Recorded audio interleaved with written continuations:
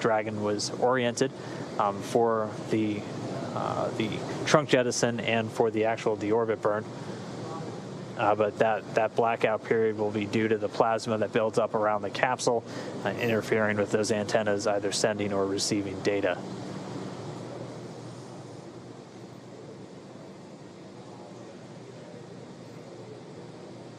So I've heard the call out that the first set of hooks for nose cone closure are in motion.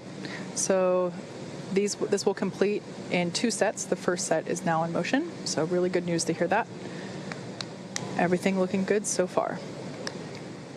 Like I mentioned before, in the background, Dragon has inhibited the forward bulkhead Draco thrusters that we just used to complete that deorbit burn.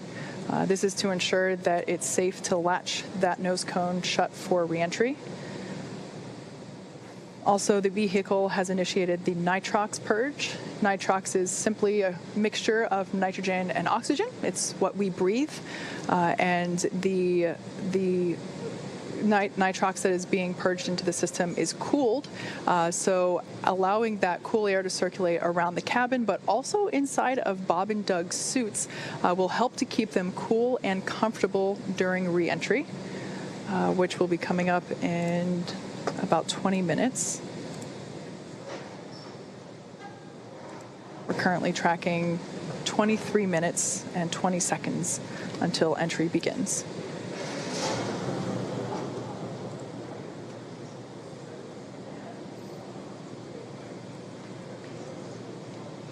So in case you're just joining us at this point, the nose cone has closed. The forward thrusters have been disabled, and we are latching the nose cone. Currently underway with the first set of hooks, the first of 2 sets.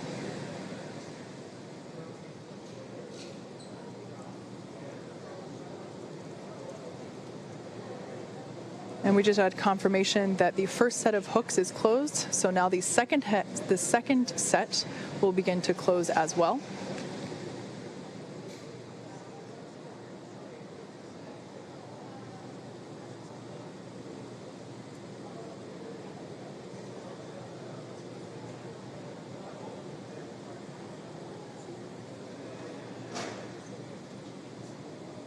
As we mentioned, after this nose cone's fully closed, we'll have a couple of minutes to catch our breath again, about 20 minutes or just under 20 minutes until Dragon will start to maneuver itself to the entry attitude, essentially pointing the heat shield in the direction of travel, as it's going to be leading the way through their reentry through the Earth's atmosphere. We'll look to run into that communications blackout at about 36 minutes after the hour, expecting that to last for about 6 minutes, and then we'll get that back shortly before we deploy the drogue parachutes, followed just less than a minute later by the main parachutes. And by that point, hopefully we should have some views of Dragon re-entering the Earth's atmosphere and parachuting to a splashdown in the Gulf.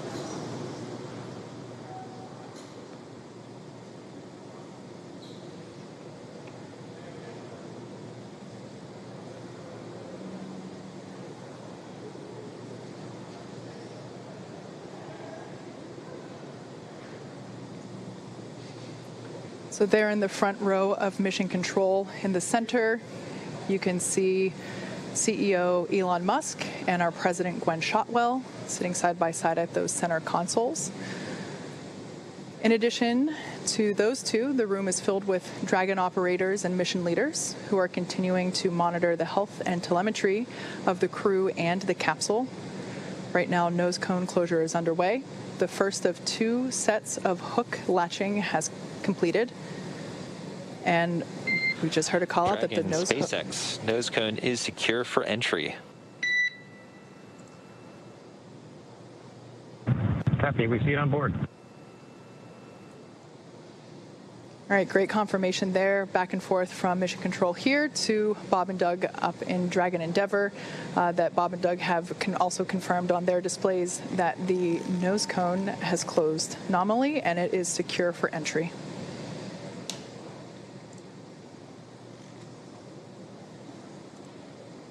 And so that nose cone close completion. A lot of tongue twisters with this right now. Coming with Dragon still flying over the South Pacific. It is on its way home. We're going to gradually start to see its altitude dip. Right now, already only 207 miles over the Earth's surface. It was at about 260 miles when it was still over on the other side of the Pacific Ocean off the southwestern coast of Australia when it fired its engines for that deorbit burn. So its altitude going to continue to drop. Once it gets to about 100 kilometers in altitude, or about 62 miles, it's going to begin what's known as entry interface. And that's when it really begins to start to feel the effects of the Earth's atmosphere. Will once again be experiencing lift and drag as it's no longer in that near vacuum environment in low Earth orbit.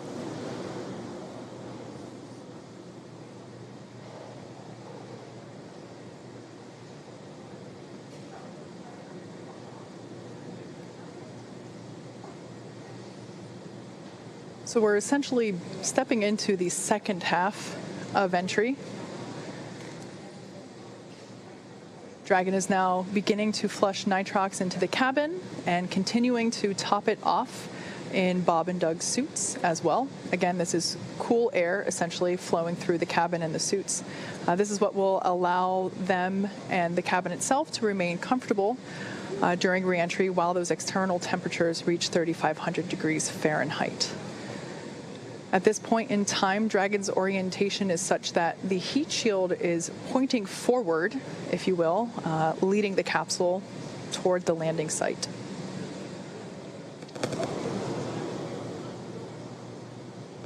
If you've been following along over the last couple days, you know that weather has been a big ticket item for us. The recovery team has been busy over the last week working to determine the selection of a landing site. In order to increase the options for space station departures, the team identified a total of 7 possible splashdown locations. In order to meet NASA's timeline requirements for crew recovery, these potential splashdown locations have to be close to a port, and they have to be close to medical facilities. So with all of that in mind, you add the ever-evolving weather conditions of Florida, but also that tropical storm Isaiah that was moving through. And it's easy to see how determining that landing site is quite a complex process. Since Dragon is capable of splashdown on either side of the Florida Panhandle, we in fact have 2 identical and fully equipped recovery vessels ready to support. One in the Gulf of Mexico, which is what we're utilizing today, Go Navigator, and the other located off the east coast of Florida, able to service landing sites in the Atlantic Ocean. That one is Go Searcher. Like I mentioned, today we'll be splashing down in the Gulf of Mexico, just off the coast of Pensacola, Florida. Go Navigator, that recovery ship I just mentioned, is in place and ready and waiting for Bob and Doug. The WB-57 plane, if it hasn't taken off already, I'm sure it will be very soon. Yep, it's in the air. Okay, great. That's what will provide our first views of Dragon during reentry. We'll get a thermal cam off of that airplane, allowing us to see the capsule as it is reentering the atmosphere. If you were tuned in for our Demo 1 broadcast, it was basically a big ball of light coming at us. We'll also have cameras on board the recovery vessel, so as Dragon gets closer and is deploying those parachutes, we will also be able to have hopefully some really clear footage of that all occurring as well.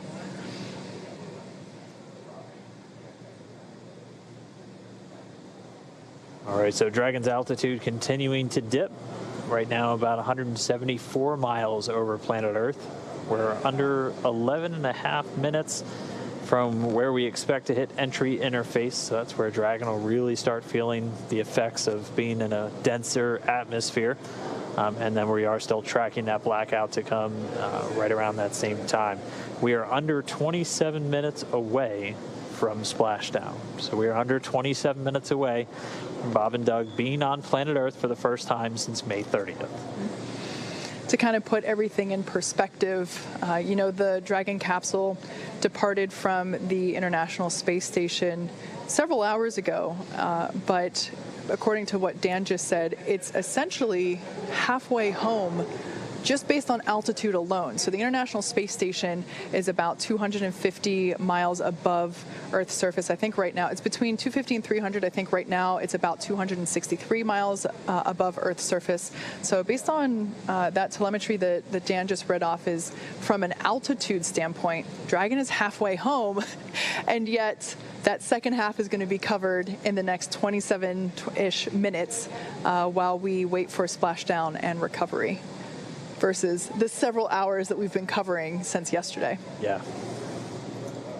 Yeah, and we will continue to see its speed drop as it's dropping out of orbit. It's starting to hit the atmosphere. It's starting to slow from the effects of that friction, generating the heat on the heat shield and building up the plasma eventually around the spacecraft. Its speed's going to continue to drop. It's already below 17,000 miles an hour, and it'll drop to essentially a terminal velocity of about 350 miles an hour right as those drogue chutes deploy. And those are going to pop out when sensors on the Dragon spacecraft, both GPS and pressure sensors, tell the spacecraft it's at the right altitude, and then those will automatically deploy. Those drogues coming out of the top section of the spacecraft using two mortars, or pyrotechnics essentially, to deploy those to do the initial slowing and stabilizing of the Dragon capsule. Yeah, then after that, the main parachutes will pop out and further decelerate it to about 119 miles per hour. And then that will continue to decelerate. And by the time that the capsule is splashing down in the Gulf of Mexico, it's only going 15, 16 miles per hour. So significant reduction in speed there over just the course of a couple minutes. That, of course, is a pretty comfortable speed. The way that the astronauts have described it previously with other types of missions also landing down, doing land landings at about the same rate. They said it feels like you're in a minor fender bender. Yeah, you're definitely running into something. You'll feel it, but they do a lot of work with the seats and the restraints with these crew members just to make sure while it may be a fender bender, you got more than a seatbelt essentially holding you in. So they're very secure in their suits and in their seats, and they're going to stay in there even after Dragon touches down. We'll still have communication with Dragon. Once they're in the water, it'll stay powered on. Probably most importantly, the air conditioner will continue to work while they're in the capsule in the now Gulf of Mexico, and much warmer temperatures than they've seen for the last couple of months. And we'll still be able to talk to them from here in Hawthorne, and the recovery teams will be able to as well. Yeah. One of the things we might see them do, depending on sea states and everything after they touch down and the crew themselves, they'll still have a couple of demonstration tasks potentially to carry out. They have a satellite phone inside of the capsule that has its own satellite antenna integrated into Dragon, and they're able to use that independent of Dragon's communication system. So one thing we might hear them do is do a test call on that to the teams here in Hawthorne. We wouldn't be able to hear the call, but you would hear the go to do it over the Dragon to ground audio that we've been listening to this entire time. So still have a couple of demonstration steps, essentially, as, again, this is a test flight. This is the flight to really prove out Dragon systems, to bring crew members from Kennedy Space Center to the space station and return them safely to Earth. And so far, we have had a flawless ride downhill. We've completed the deorbit burn. Dragon is continuing to drop down. It's right now at about 132 miles over the Pacific Ocean. Pretty soon we're going to see its ground track cross over Central America, out over the Gulf, culminating in that splashdown in the Gulf just off the coast of Pensacola.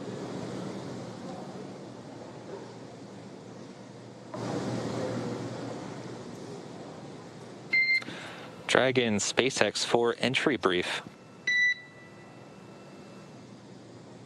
Go ahead. Okay, Doug, we have no update to timing because the burn went great, and your vehicle is still looking really good for entry. No health issues at this time.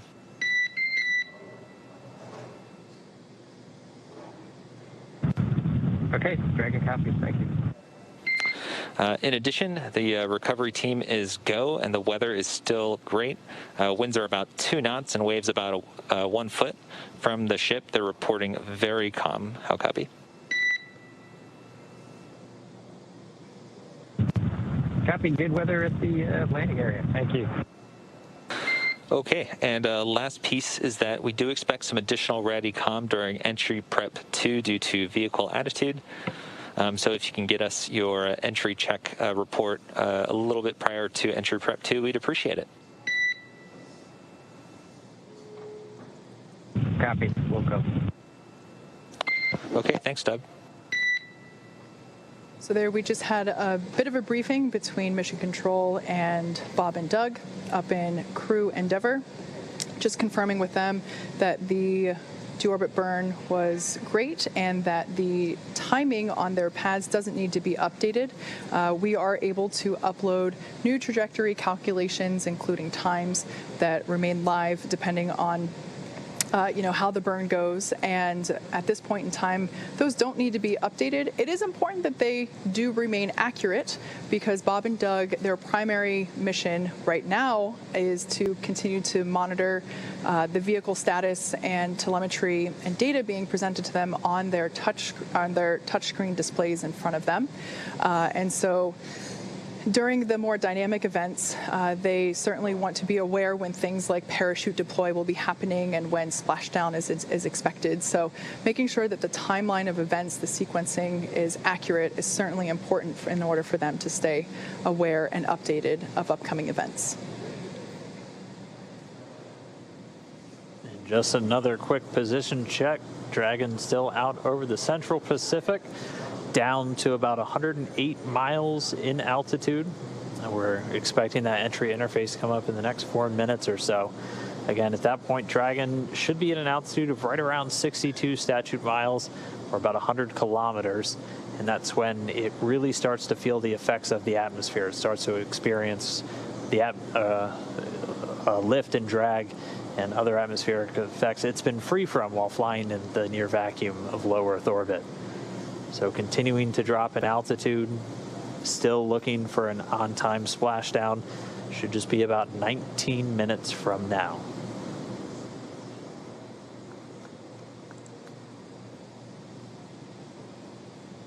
And just a reminder, we do have that blackout period coming. So as they continue to dip in the Earth's atmosphere and get lower and lower, the atmosphere gets thicker and thicker and is going to generate more and more heat, eventually heating up the outside of Dragon to 3,500 degrees Fahrenheit.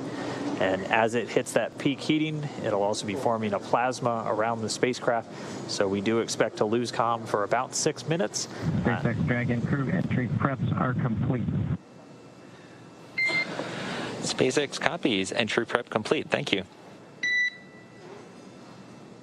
The call from Spacecraft Commander Doug Hurley. Entry preps are complete. So they are on board, they are monitoring, they are ready to come home. Yeah, and as of right now, entry prep should have also included final configuration of their flight suits. So we had a question from our social media earlier if the visors will be up or down.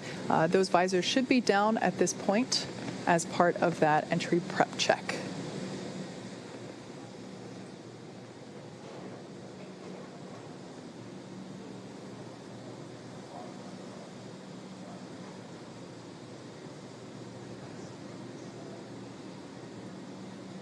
In that last briefing, we also heard that the weather is looking good. In a previous report, the phrasing was, "It looks like glass." And that is certainly ideal for a water splashdown. That being said, the recovery timeline, Bob and Doug should be out of the capsule within an hour after splashing down. So good to hear that the weather is good. We saw blue skies and a couple of white fluffy clouds out there in the Gulf of Mexico as we got views from our recovery vessel Go Navigator. But glad to hear that conditions are sustaining and that winds also are looking really good, around 2.5 miles per hour. So hardly anything at all. Really couldn't ask for better conditions for a splashdown day. We kind of threaded the needle once again, almost like we did on launch with the weather today. your upper limits for wind were about 10 miles an hour, so we're well below that threshold for a splashdown today. The Dragon coming up on 82 miles in altitude, continuing to dip down. We're expecting that entry interface to start pretty soon, where the vehicle itself's really going to start heating up. It's going to continue to use its Draco thrusters to maintain its attitude as it continues through the Earth's atmosphere, and we'll have that calm blackout coming up in just a couple of minutes as well.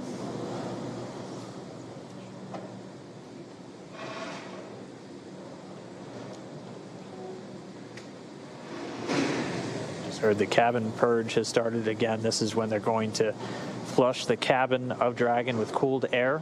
They're also going to do a suit purge, running cooled nitrox through the suits for Bob and Doug, just to keep things at a comfortable temperature for them as the capsule goes through the re-entry and starts to heat up.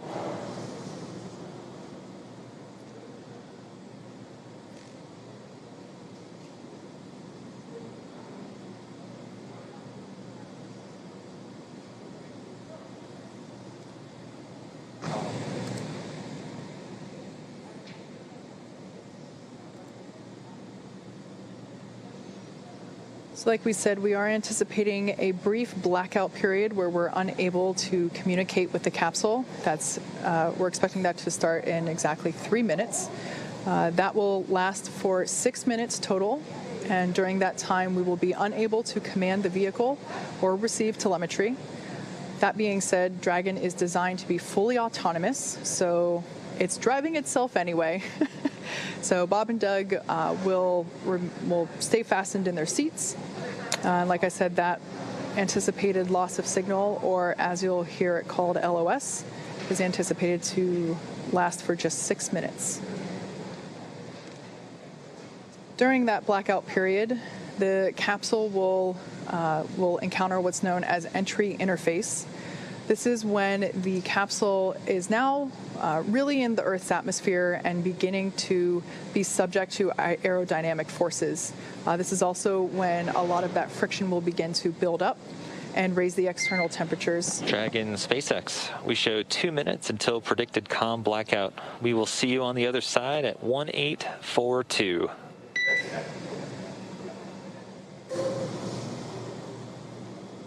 Dragon copies 1842. We'll talk to you then. So there's that heads up communication from Mission Control to Dragon Endeavour, confirming that comms blackout. Like I was saying, during the blackout, the Dragon capsule will be going through entry interface, where it is encountering aerodynamic forces, really starting to build up the external temperature and that external temperature will reach about 3,500 degrees Fahrenheit. However, the interior of the cabin is environmentally cooled, so Bob and Doug should remain comfortable during their descent. There will be cool air flowing not only through the cabin itself, but also through their suits. The suits have sensors on them that are able to detect the temperature inside that suit, and once that sensor reads that it has reached the maximum temperature threshold, it'll flush the suit with some cool air and really circulate and cool it down.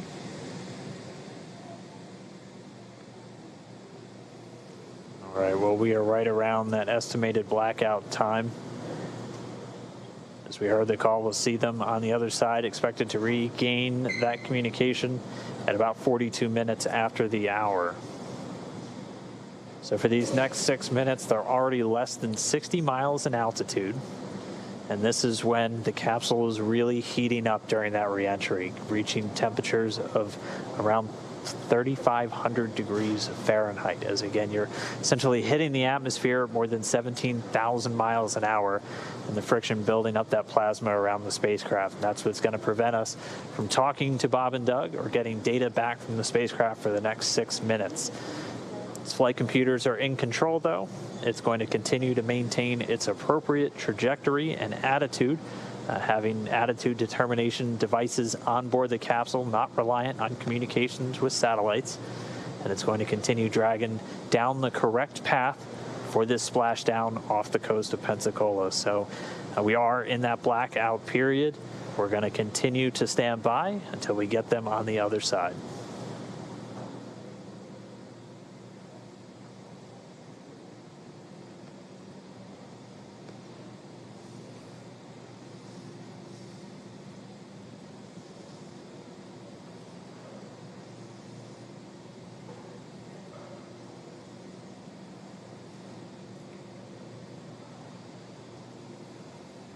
All right, and just about 2 minutes after we get acquisition of signal, AOS, back with Dragon, we're going to be looking for those parachutes, and we should hopefully be getting some views from a couple of our assets out at the landing zone, including our WB-57 high-altitude research plane, which is going to be relying on Dragon's telemetry to actually lock onto it in the sky and give us an infrared view of the capsule during the final stages of reentry.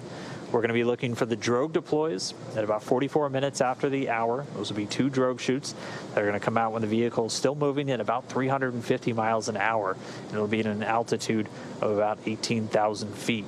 They'll come out and do some initial slowing and stabilization of the spacecraft, and then less than a minute later, they'll detach, and the 4 main parachutes will deploy. You'll see them come out and look kind of closed up initially, and then they'll do what's known as reefing, opening up in really 2 different stages just to minimize the immediate loads on the parachutes themselves. Those main parachutes will come out at an altitude of about 6,500 feet, with Dragon already slowed down to 119 miles an hour, and they'll do the rest of the slowing the whole way down until we splash down in the Gulf of Mexico. We should be 10 minutes away from splashdown.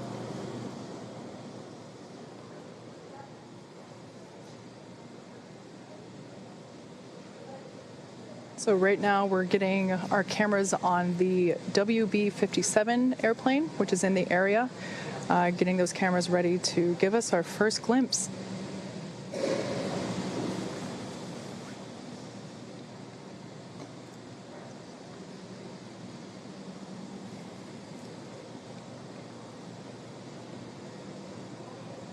And we should still have about 3 minutes left, a little less than 3 minutes, until we anticipate reacquiring our signal and our connection with Bob and Doug in the Dragon spacecraft. If you're just tuning in, we are in a blackout period that we were expecting. This blackout period will last a total of 6 minutes, and we're about halfway through there now. At the moment, Dragon is re-entering the Earth's atmosphere, and due to the plasma building up on the exterior of the vehicle, we're unable to communicate or send commands, but Dragon is fully autonomous. It is steering itself, and right now Bob and Doug are flying home.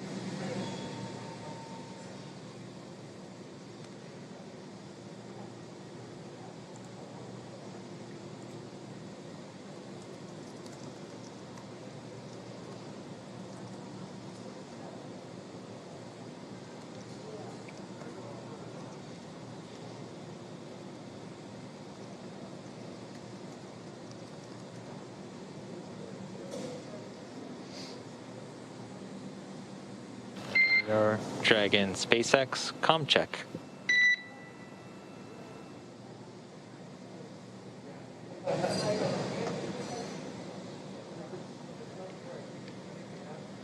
So we're still inside that anticipated blackout window. It does look like we are getting maybe some sporadic data starting to peek through. This is why you heard that communications check with the spacecraft.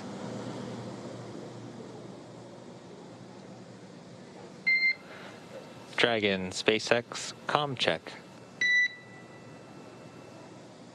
Denver has you loud and clear. We're about 3.9 G. Copy. We've got you 5x5 as well, Doug. Looking good, and you can expect an automated chute deployment. Copy. Good shoot deployment. All right, really good news there. We have come out of the blackout period, and we have reestablished connection with Dragon Endeavour, with NASA astronauts Bob Behnken and Doug Hurley on board.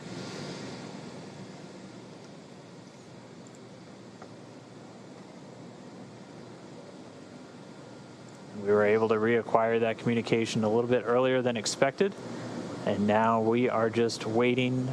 We should just be about 2.5 minutes away from that initial drogue chute deploy. Yeah, 2 minutes and 26 seconds. AGPS has converged. Copy that. You may have heard earlier that Bob and Doug are currently experiencing 3.5 Gs. Not too bad. That's about what they pulled during the ascent phase. Just like a mild roller coaster.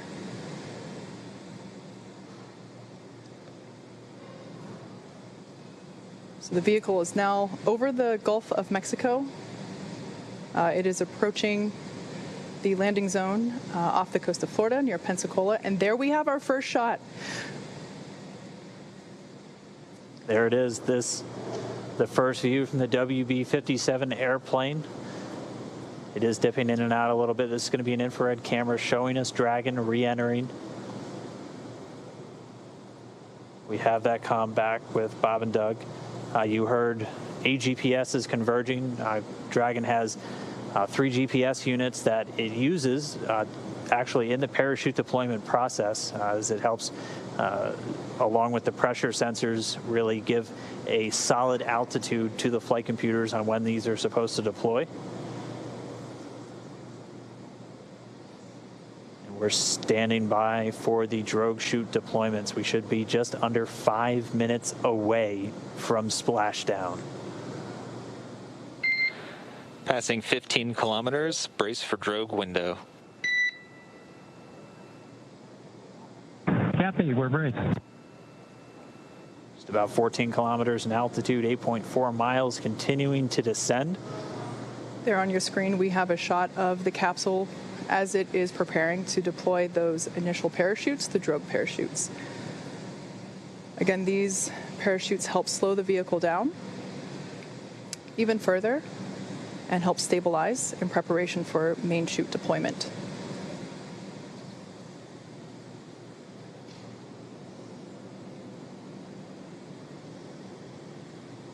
Right about now, the capsule is going about 400 miles per hour, decelerating quickly.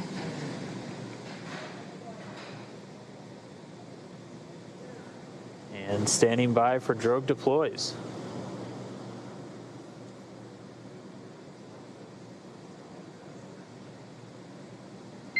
Visual, 2 drogues out. There on your screen, we have visual confirmation of those 2 drogue deployments. Copy, 2 drogue. All right, so 2 of 2, the drogues now out. They're going to do their slowing and stabilizing of the Dragon spacecraft. They should be detaching in just a few moments, and then we'll see 4 parachutes, the main parachutes, deployed. Dragon under drogues. Drogue descent rate nominal.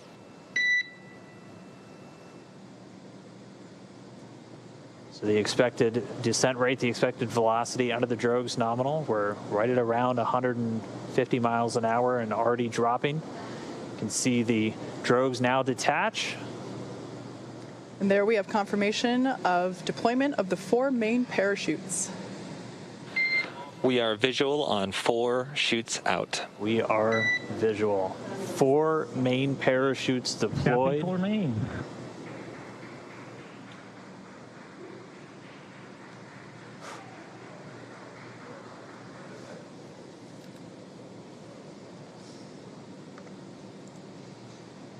So at this point, the main parachutes have deployed.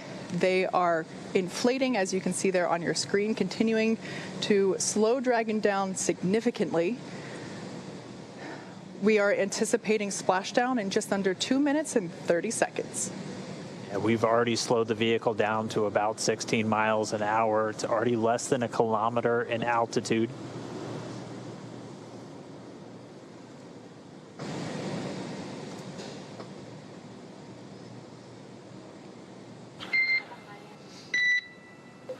Main chute descent rate nominal, passing through 700 meters.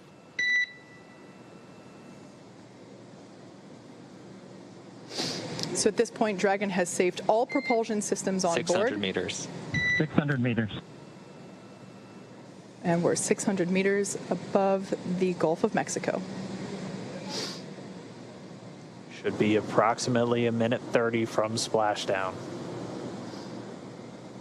Mission control team here in Hawthorne has reported the precise landing coordinates to the recovery team.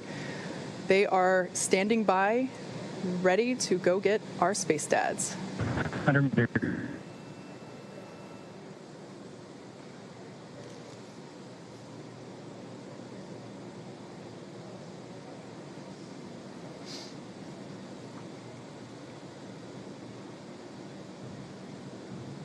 Just passed about 300 meters. 1 minute till splashdown. $200 meters. We are braced for splashdown. Copy, brace for splashdown. So there we heard Bob and Doug reporting that they are bracing for a splashdown. We should be able to see the Gulf of Mexico here in the shot just momentarily, as we're now just about 20 meters off the ocean.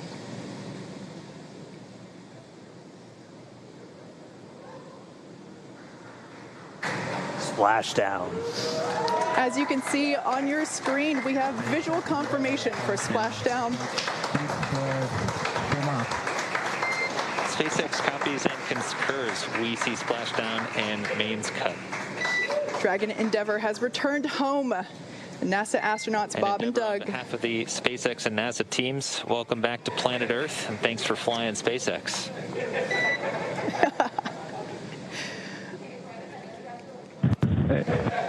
It was truly our honor and privilege to fly in flight of the Crew Dragon and Endeavour. Congratulations, everybody at SpaceX.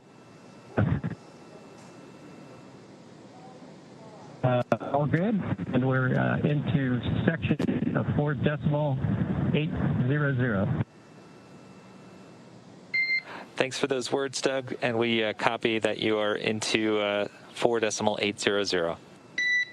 So great news all around there. Our space dads are back on Earth after a 19-hour return journey from space. Dragon Endeavour has splashed down in the Gulf of Mexico, just off the coast of Pensacola, Florida. And on your screen there, you can see our two fast boats, and they are indeed fast, racing out to greet Dragon Endeavour as it sits there. The first, on there we can see a view inside the capsule. Bob and Doug looking good.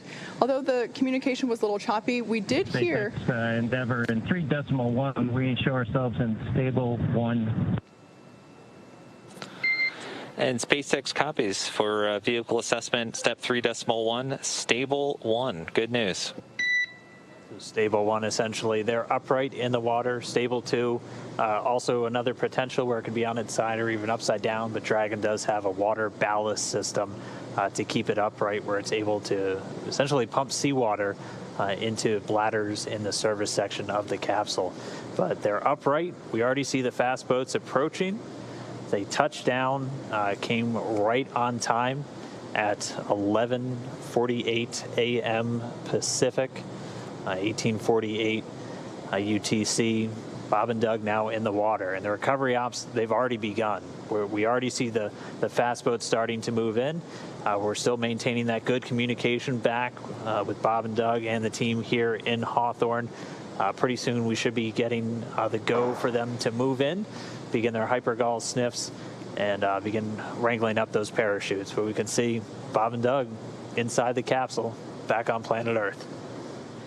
Yeah, those fast boats will be moving in to do a couple of things. They'll be performing what's known as a sniffer test. That's essentially to ensure that the air around the vehicle doesn't have any toxic fumes from the hypergolic propellants on board.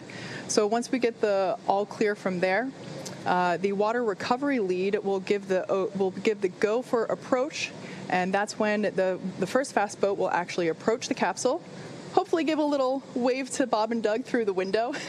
And one of the team members will actually climb on top of Crew Dragon and begin to place the rigging equipment necessary to hoist Dragon out of the water.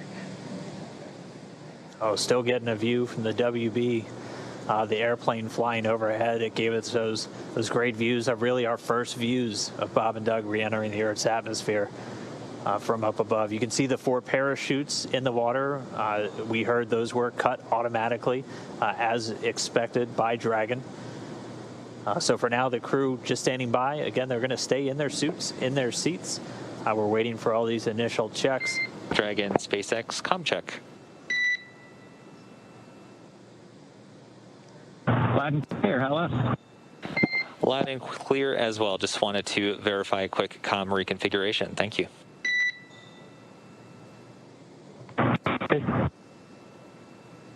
So essentially what just happened there is they And reconfigured. Solo, if you can just relay status of the fast boats and the recovery as you get them, we would appreciate it.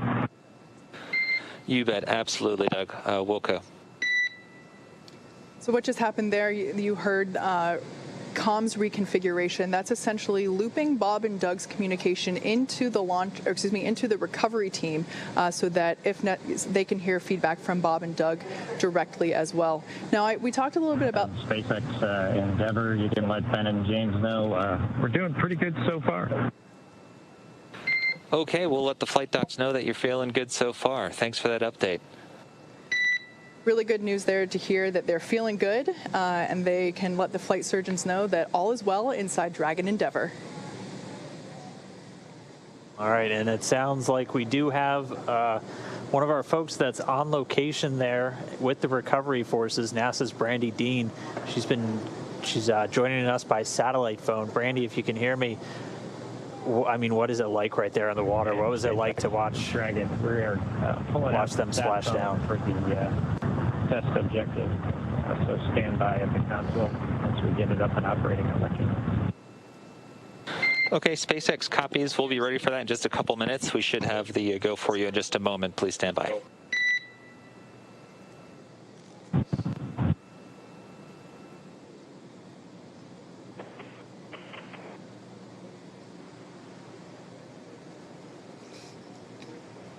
I can hear you, but they're good.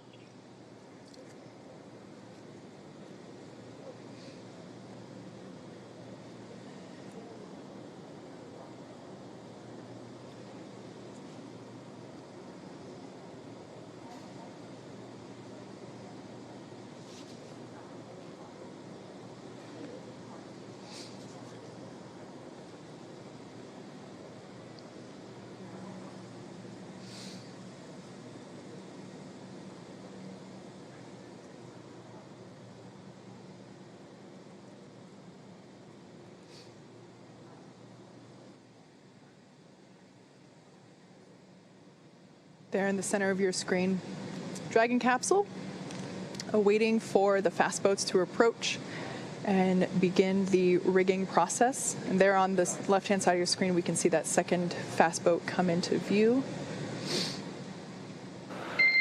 Dragon, SpaceX, we are go for recovery personnel to approach. Expect personnel alongside in just under a minute.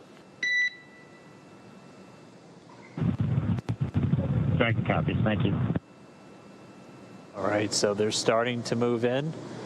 As Kate just said, that first boat's going to go in, sniff around the capsule for any traces of hypergalls. The second one's going to start rounding up the parachutes, which we're getting some really cool views from the WV-57 still flying overhead.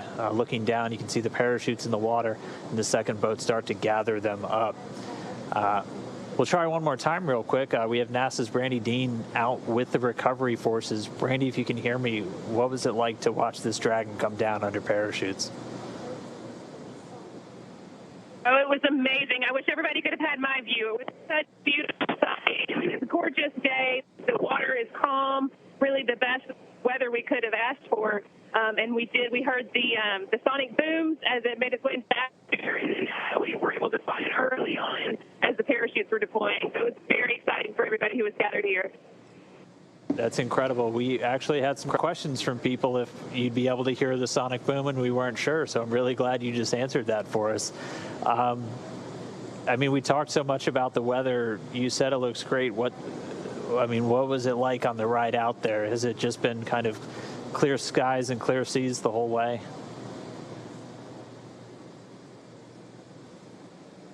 I'm not sure if you can hear me right now, but I think you're asking about the weather. weather, whether it was clear skies. There are just a kind of a circle of clouds along the horizon, very low, but we were able to see the parachute far above the clouds and follow it all the way until it splashed down. All right, well, we're not getting any views on the boat, so what kind of activity is taking place right now? We're able to see the fast boats approaching the capsule. What's everybody doing on the boat to just kind of get everything ready? The boat's also making its way towards the capsule. I can't see it with my bare eyes yet, but we're getting closer. Everybody's been kind of standing by, holding ready positions for quite a while now. So as soon as the splashdown, people to just stand and start working on their own activities. All right, copy that. Well, we're going to keep watching from here. Thanks for calling in, and thanks for being out there with everybody and getting us these great views. It's really incredible. Thanks, Brandy. Hope to get you back in port soon, and we'll talk back in Houston. Thank you. So there on your screen, camera view change. That is a view coming to us from Go Navigator, the recovery vessel. The two fast boats are out there getting ready to basically install the rigging equipment required to hoist Dragon out of the water. The other fast boat is actually collecting the parachutes from the water. We definitely want to bring those back on board with us. But shortly here, we should actually see one of the team members crawl up onto the side of the capsule in order to install the rigging, like I mentioned. That particular team member is highly experienced and highly trained. As you can imagine, climbing on top of an oddly shaped thing in the ocean could be a little tricky. So this person has undergone hours and hours of training and certification in order to perform this very important task. There on the right-hand side of your screen, we see the second fast boat approaching. Of course, both of these boats needed to wait for their cue from the water recovery lead in order to approach Dragon after splashdown. Again, that was just to make sure that there weren't any toxic vapors in the air. And now that they got the all clear, we do see them beginning to work on and around the Dragon capsule. So even though the camera's a little shaky, that water looks super, super duper smooth, almost like glass, which is certainly ideal for a water recovery like today. Yeah, got to remember that this is a view from the main recovery vessel, which was still a few miles away from the splashdown Dragon point. SpaceX. We have hypergol sweeps and unfired ordnance checks nominal. Rigger is on board the vehicle. About 5 minutes until capsule lift. After that, yep, we see them walking outside, and good news. All right, confirmation there that all of those hypergolic vapor tests came out positive, or rather negative, which is a positive thing. So the team was able to approach, and now the crew member that is installing the rigging is on top of the capsule. It's difficult to see there because the slower vessel, the primary recovery ship, is a little further away. But as we heard, it's just a mere 2.5 minutes until they will be hoisted out of the water. I'm sorry, 25 minutes, not 2.5. I misheard that. Yeah, they're fast, but they're not that fast. We also have been hearing that the secondary boat, which its primary mission in this case is securing those parachutes, they've already got buoys attached to both drogues, and 2 of the 4 mains, and already had eyes on the other 2, so they're moving through that work pretty quickly. Again, their primary responsibility, getting those parachutes together. The drogues detaching from the spacecraft right before the deployment of the mains automatically detaching immediately as Dragon detected splashdown. All of that happening right per the timeline. Yeah, we've talked a little bit about the hardwired buttons that Bob and Doug have on their seats and in their control displays, and cutting the main chutes is one of those buttons. In the event that they weren't automatically cut after splashdown, Bob and Doug would have had the ability to do so. If the winds were stronger and they caught the parachutes, it could certainly create a condition where the capsule could be moved unintentionally by those dragging parachutes. So definitely want to avoid that. So that's one of the few buttons that are hardwired into the cabin for the crew.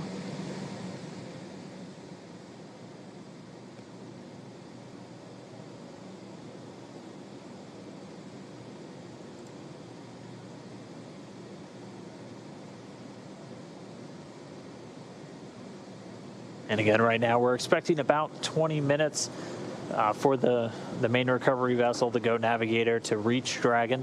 By that point, all the rigging will be affixed, and then they'll be able to use the A-frame hydraulic lift on the back of the vessel to begin to pull Dragon up out of the water. Bob and Doug did report they're seeing the guys climbing around outside their window on the capsule, getting that rigging affixed. Still doing good from all of their reports. And we're just going to see the vessel continue to close in. It's a little over 1.3 nautical miles still away, but you can see things starting to sharpen up in our view as it does draw in closer. One thing I didn't get to mention as the sequence events was happening, everything was going so quickly, just before the drogue deployment, the seats automatically rotated to about 26 degrees.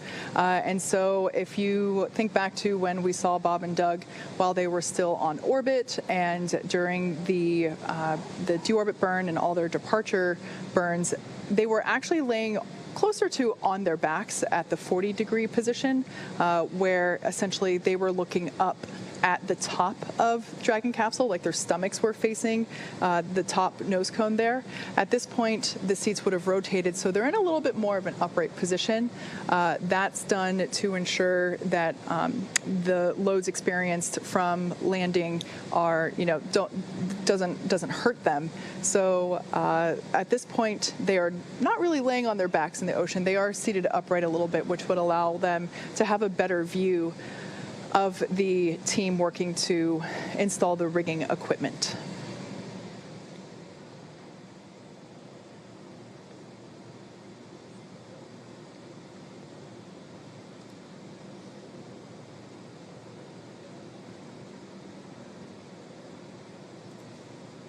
So at this point, we're at about 22 minutes until Dragon will be lifted onto the recovery vessel.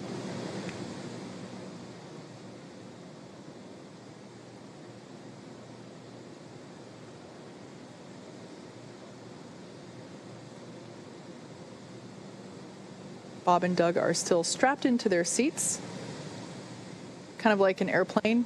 They say, do not unbuckle your seatbelt until the captain determines that it's safe to do so. They will remain in their seats throughout the entire recovery process, essentially until it's time to get them out.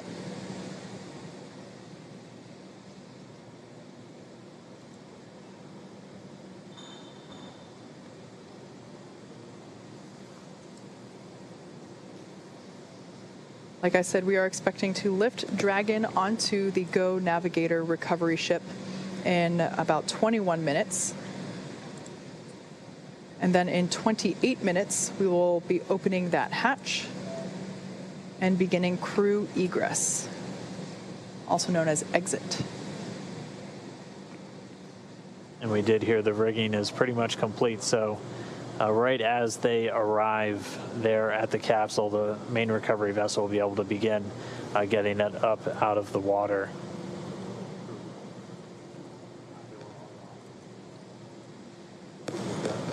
So now as the recovery vessel Go Navigator is getting closer to Dragon's position there off the coast of Pensacola, Florida, we're able to see the capsule in a little bit more detail. It is certainly no longer a bright shade of white. Like we said, those external temperatures were reaching up to 3,500 degrees Fahrenheit. So the thermal protection systems enable Dragon to return while keeping the internal temperature rather temperate. And you are seeing a few more boats than expected. the team's currently working with a few private vessels in the area, making sure that they get out of there.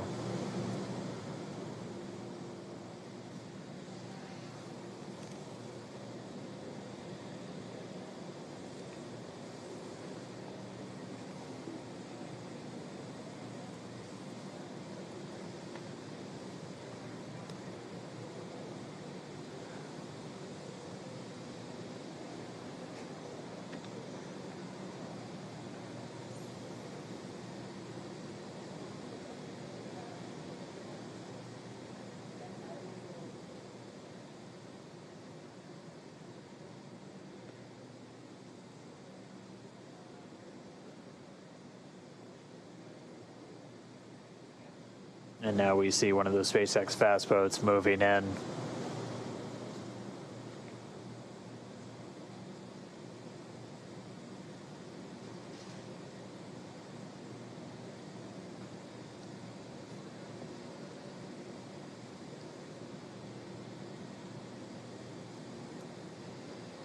So we are being advised that the recovery team is radioing out to the vessels in the water near Crew Dragon to vacate the area so that we're able to extract Bob and Doug safely.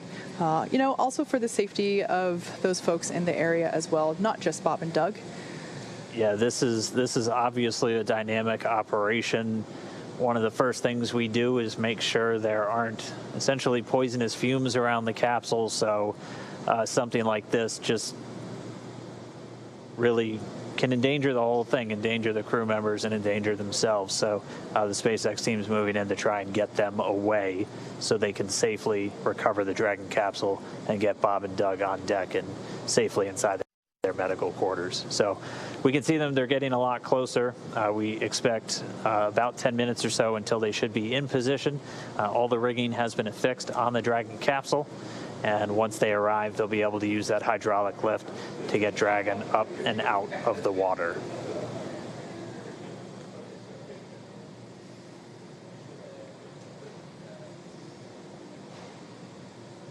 So the recovery vessel Go Navigator is getting closer and closer to Dragon Endeavor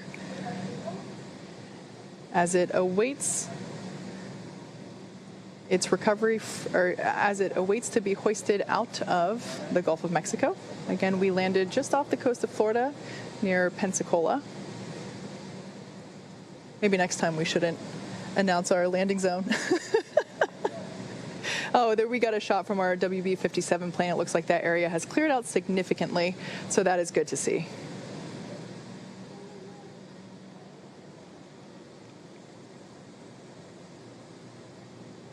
And we're also hearing that all of the parachutes have buoys on them, so also good news as the recovery process continues for SpaceX Demo 2.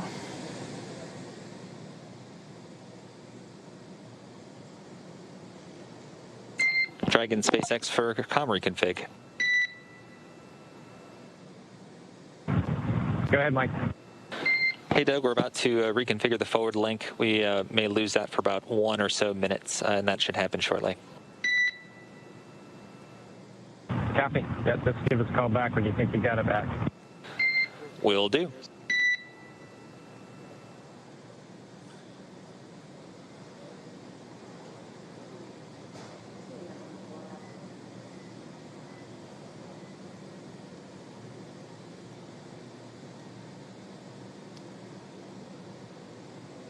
So as the main vessel gets closer, it's going to back up and get its hydraulic lift set up right next to the Dragon capsule, still in the water. Bob and Doug still inside, just waiting for that recovery. We should start the hoisting operations in the next 10 to 15 minutes. And then it'll be a pretty quick lift up out of the water using that hydraulic lift into the Dragon nest on the deck of the boat, or the ship rather. And then they'll move it underneath the helipad into essentially the crew recovery area, where they'll have a platform right up to the hatch. They'll be able to open up the hatch. SpaceX medical doctor will be the first one through the door, able to do a quick check-in with Bob and Doug on their status, and then he and the other medical doctors, flight surgeons, and trained technicians will begin to help them out of the capsule. Yeah, earlier, just after splashdown, we did hear Bob and Doug report that they were feeling good after reentry, so that was relayed to the flight surgeon, and good news to hear. Again, this is a view coming from the WB-57 plane as it is circling the area, and we can see Dragon awaiting to be pulled out of the water.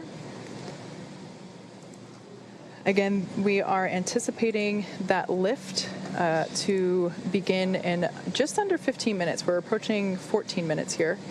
And then in 21 minutes, we will have an open hatch.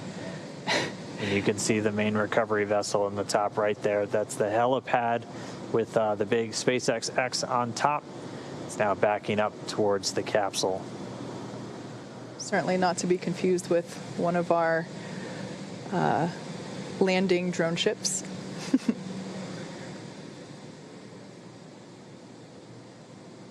There's a live view of Dragon floating in the water there in the background, along with many onlookers. Certainly from a safer distance at this point. This is a live shot coming from Go Navigator, our primary recovery vessel here. So it's Crew Dragon is also accompanied by the fast boats that are helping to bring it in closer. And there you can see a couple of the recovery team members on the deck. And also just behind them, we get our first good view of the nest. Yes, so this is essentially the nest in the background there. Dragon will be hoisted using the hydraulic lift out of the water and into that nest. That nest will then be pulled towards the camera from this view, towards those individuals on that upper deck there. And that's where the Dragon SpaceX comm check.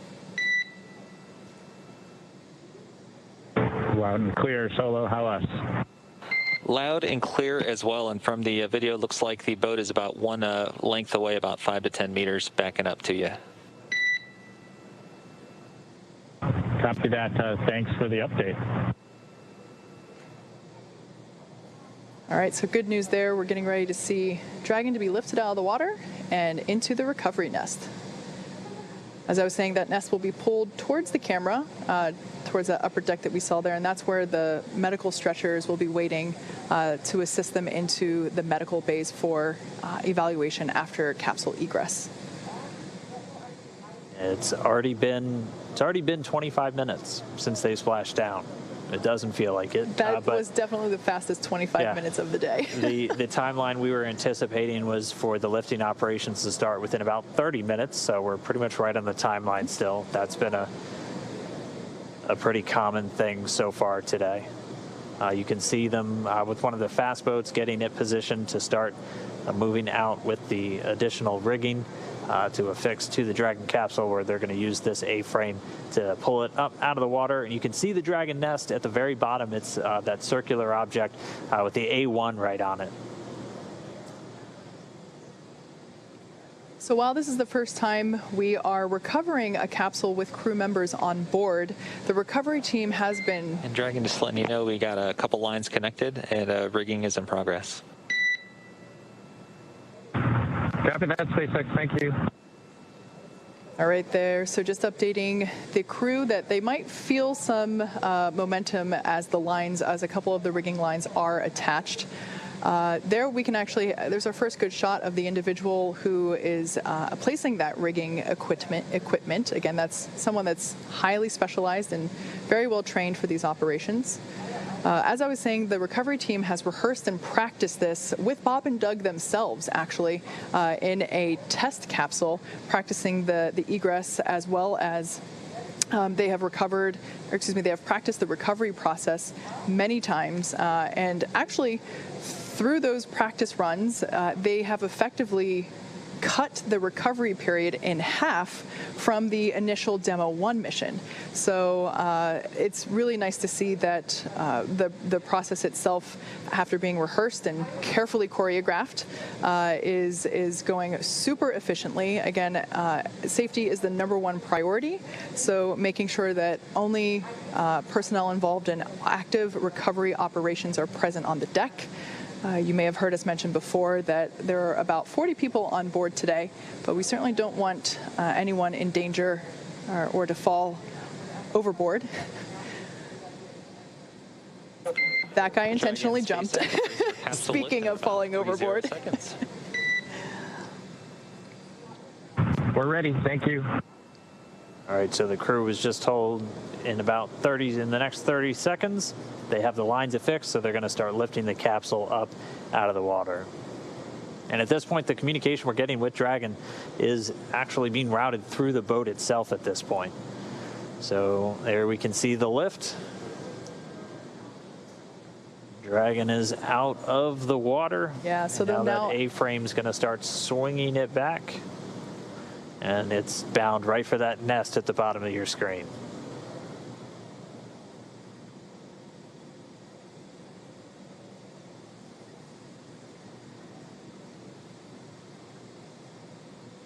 So there we're getting a better shot of all the points in which Dragon is tethered to the hydraulic lift, ensuring that it isn't swinging freely.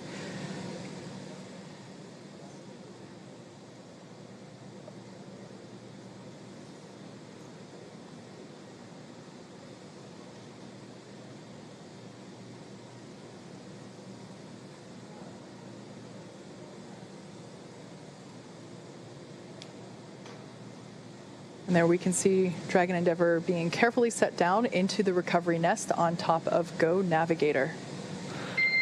Dragon SpaceX, welcome aboard the recovery vessel. Recovery personnel are completing final checks and preparing to translate you to the egress platform. Be happy. Thank you.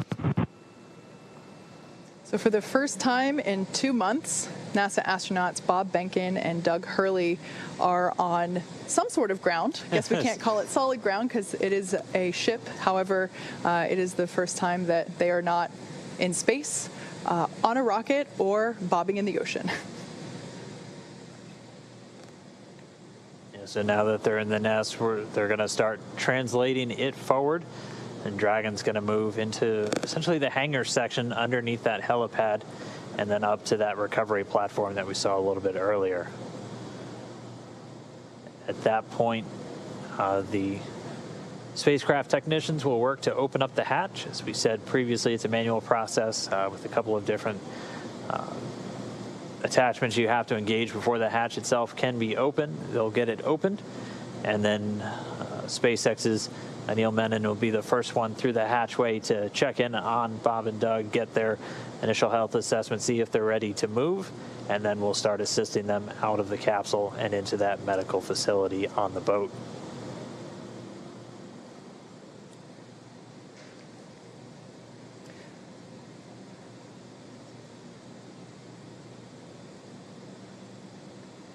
So at this point, the recovery team is doing final securing of the capsule in preparation to actually move the recovery nest into closer to the interior of the ship. It'll actually be in a little bit of a covered deck there. We saw that camera view earlier, looking straight out from the center of the boat. So once Dragon is secured in the nest will be translated then forward and closer to the recovery, closer to the position in which we're able to actually open the hatch. So while Dragon is on board safely, we're not able to do that just yet. Yeah, they're working to detach some of those lines that were used to hoist it using the A-frame, and we heard that they should be done with that in just a moment, and then we'll start that translation.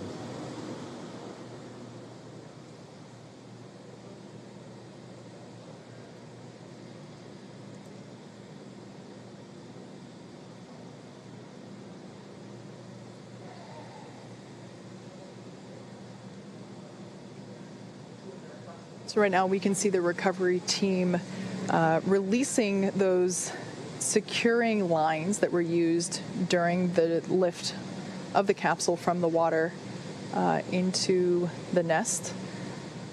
So they are releasing those securing lines from the sides, making sure it is secure from the bottom.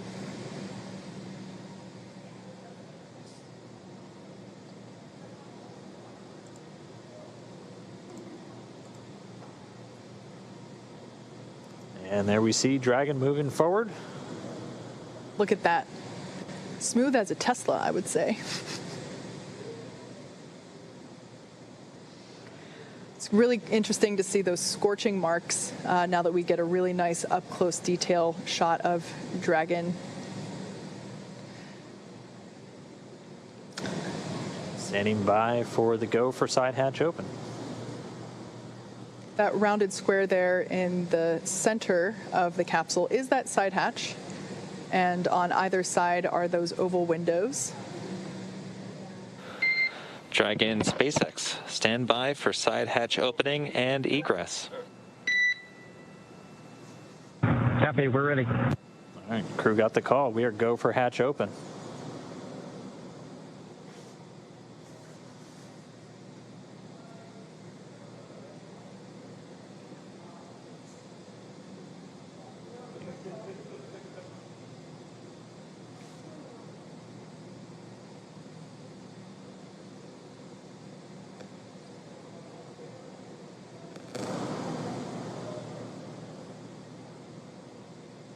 And if you look closely, immediately above the hatch, you can see the area where you can see them working in now. That's where those drogue chutes deployed from. The two circles on either side were where the mortars were.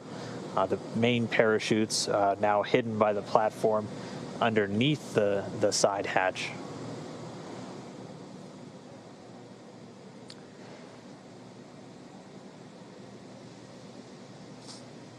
So the crew is in the process of removing the side hatch.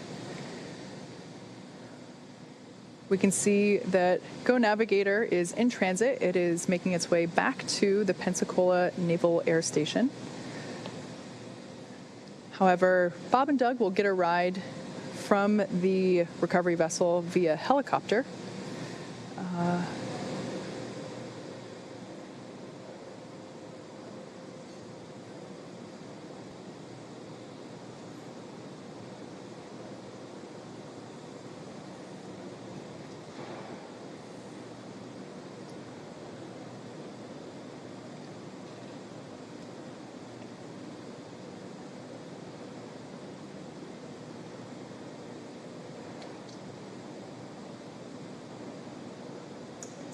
So again, we're preparing to open the side hatch, and once that is done, the flight surgeon will pop his head in, do an initial check, see how Bob and Doug are doing. And Dragon SpaceX, we've got a slight delay due to some potential NDO hits near the side hatch. Copy, Mike. We're standing by.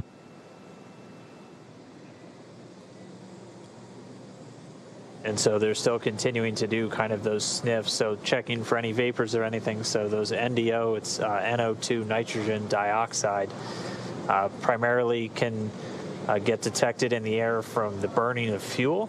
So they're going to continue to just inspect around the capsule, make sure that it's, again, safe for the crew, safe for the recovery experts before they get this hatch open. But again, moving right along the timeline, it's since they splashed down at 11:48 a.m. Pacific.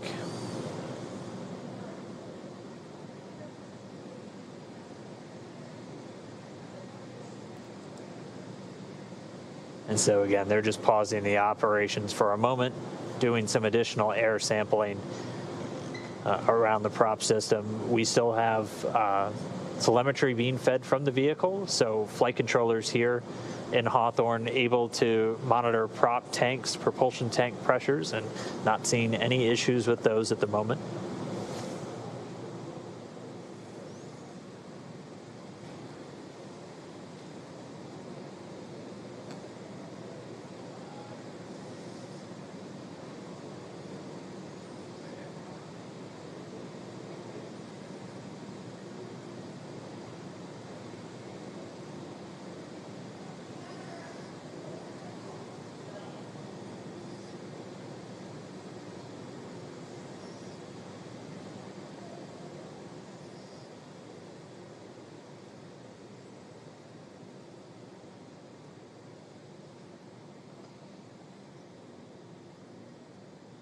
So again, just a short pause in the operations is, again, they're just sniffing around the capsule, making sure we don't have any readings that might indicate a fuel leak or anything around the vehicle.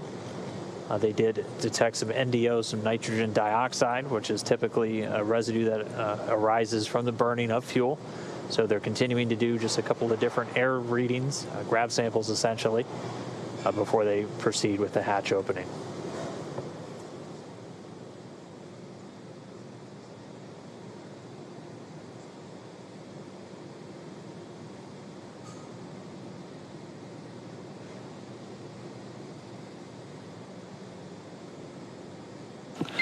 And Dragon SpaceX update, we're still investigating. Looks like we'll be setting up a service section purge. We're working on a ETA for you. Copy.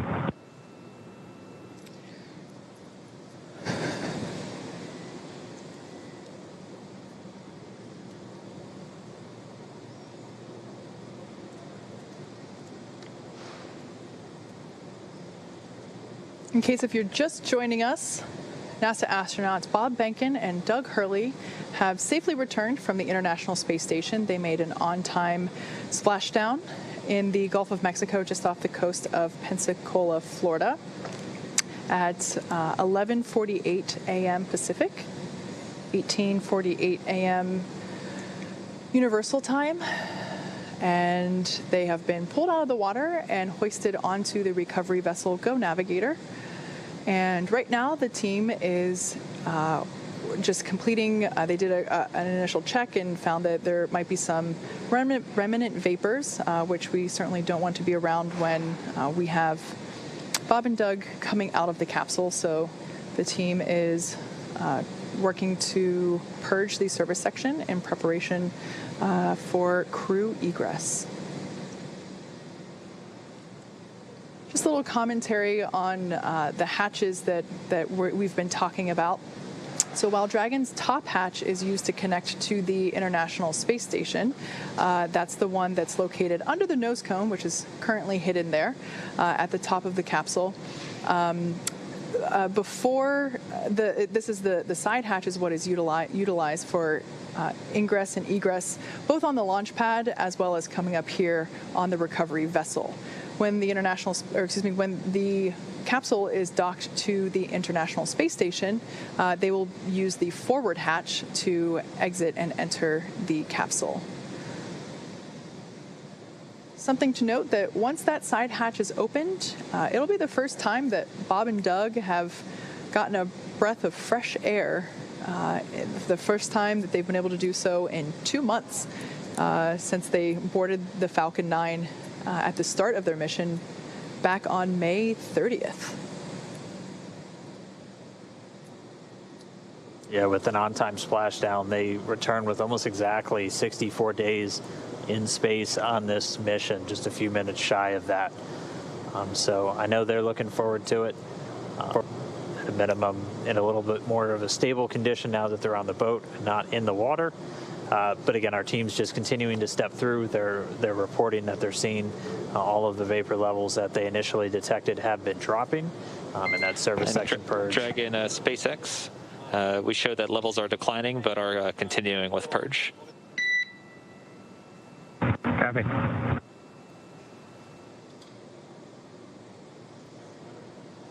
And in addition, just so you know, we are not seeing any, leak indications or anything like that. These are pretty small levels, but we still need to do the purge at this time. Okay, copy. Yeah, you're reading our mind, Mike. We were just wondering if you saw any indications of a leak or some depressurization somewhere, but it sounds like it's just part of the deal. Yeah, that's a good read back, Doug.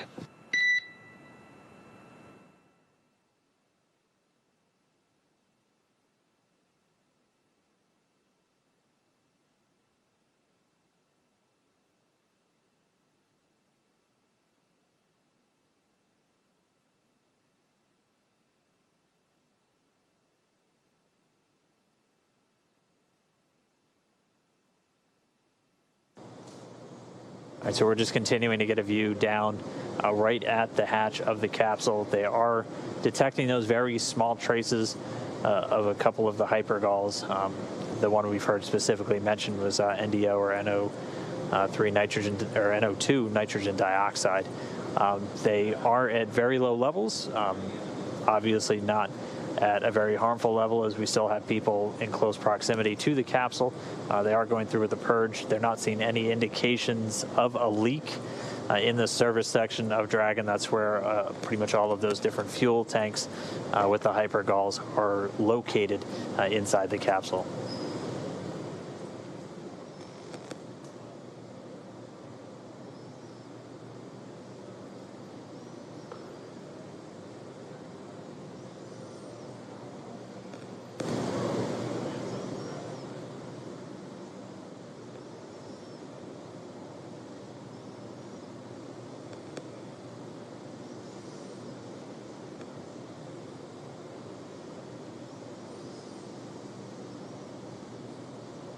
And we are just about 44 minutes post splashdown, actually still ahead of the timeline, as we weren't expecting to get the hatch open until shortly before 60 minutes, at which point we'd be bringing Bob and Doug out. So this service section... SpaceX, another update. The service section purge should begin in a bit under 5 minutes. Right now we're showing NTO about 2x of our personnel exposure limits, and we're hoping once we start the purge it'll drop down for us. Okay, thanks, Mike.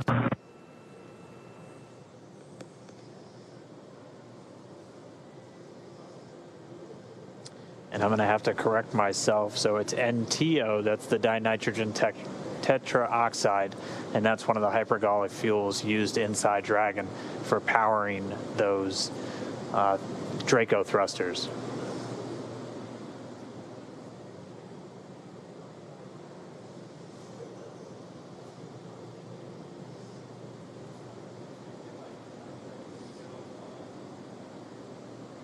So again, the SpaceX engineers detecting levels of NTO. It's dinitrogen tetraoxide. It's one of the hypergallic fuels used inside the Dragon spacecraft. Levels higher than they would like, so they're essentially doing a purge to help dissipate any vapors in and around the service section where those fuel tanks reside in the Dragon capsule. We're expecting that to take within the next 5 minutes or so. We were still expecting the crew out inside of an hour, so still on the timeline or a few minutes ahead, and we should be seeing Bob and Doug. Once we see those levels continue to drop around the capsule, we'll begin to step through the hatch opening process once again.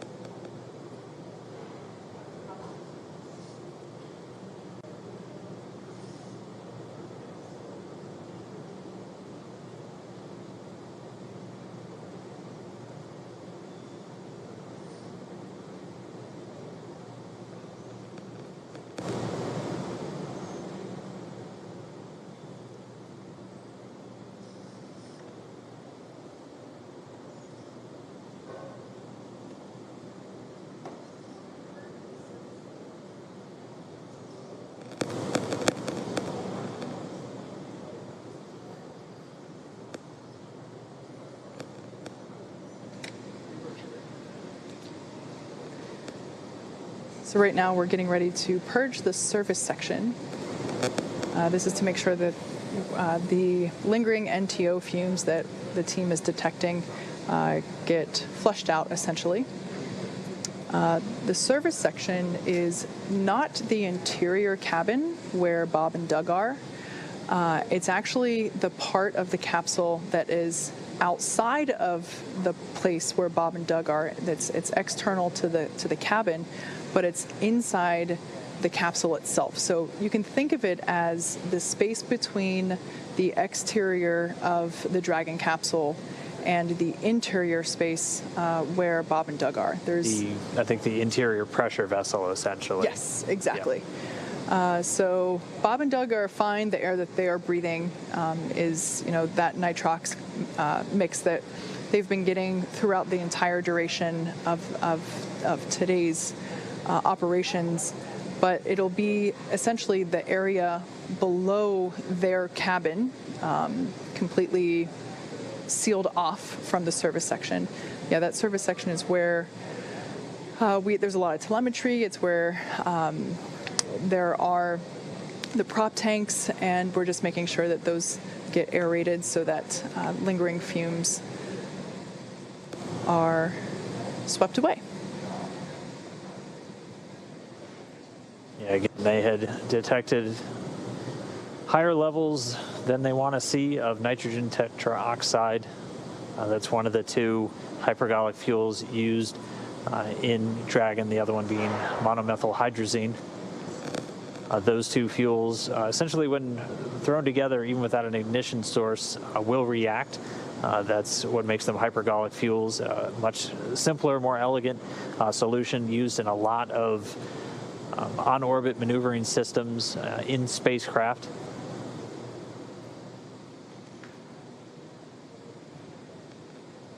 So again, we're just standing by.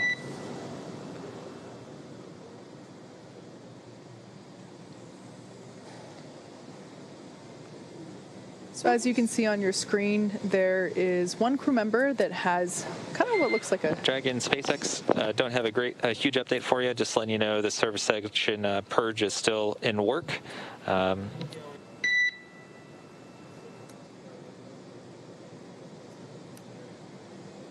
we'll try to get you out of there shortly. Copy.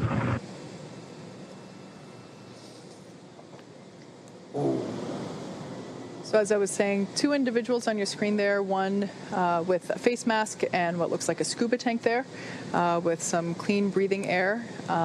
There might be another crew member with the same personal protective equipment or PPE that will come on deck here.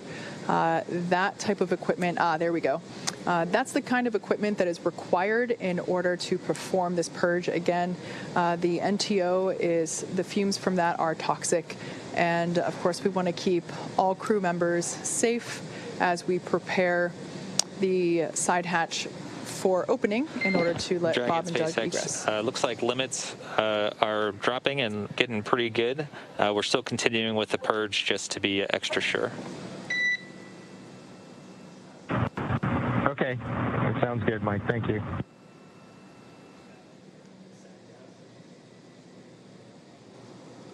All right, so we just heard the call. The limit's continuing to drop on that NTO, that nitrogen tetroxide. So they're just going to continue to monitor those. They're doing a purge, essentially flushing the air around the service section where the tanks for those hypergolic fuels are in Dragon. As Kate was talking about, they're not inside the pressure vessel, the section of the Dragon interior where Bob and Doug and their atmosphere exists. They're essentially outside the pressure vessel, but still inside the outer shell of the Dragon spacecraft.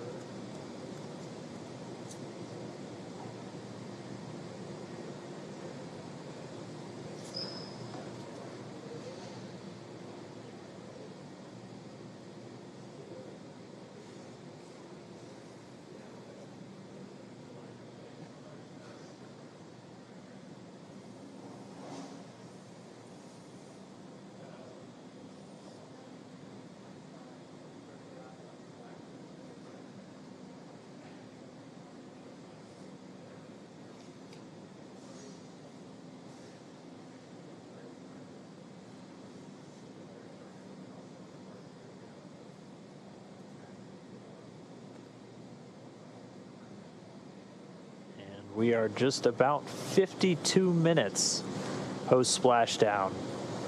Again, we're just waiting for them to get good readings on the levels of any hypergol vapors still in existence around the capsule, and then they'll be able to step back in to this hatch opening. We did hear confirmation that they haven't seen any indication of leaks through the telemetry they're still receiving from the Dragon capsule. And so, Dragon SpaceX, we're going to purge for 1 more minute. Copy. there we go. Should be 1 more minute. And then if levels have dropped sufficiently, we'll be able to step back in to the hatch opening process.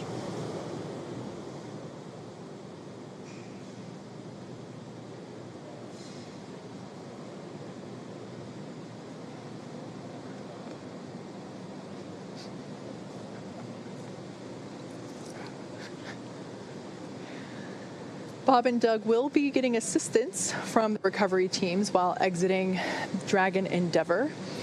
This is the same process for any returning long-duration crew members, as returning to a gravity-rich environment can, be a little jarring, wreak havoc with our vestibular system. So, which is responsible for maintaining balance and motion. Of course, as you've heard us say multiple times earlier, safety is our #1 priority with this operation. So you will see both Bob and Doug helped out of the capsule and assisted to just the few feet over to the medical quarters aboard the boat.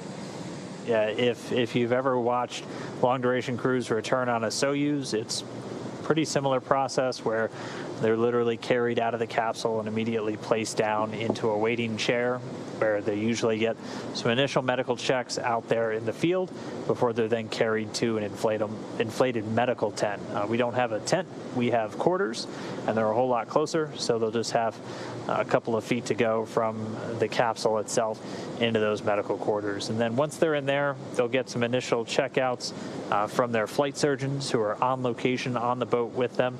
These are the people that have essentially been responsible for their health and well-being throughout their mission, both beforehand, all of their pre-flight data takes, offering them support in the lead up to launch, and then the entire time while on board the International Space Station. And then they're right here with the front line, with the recovery teams, ready to welcome them home.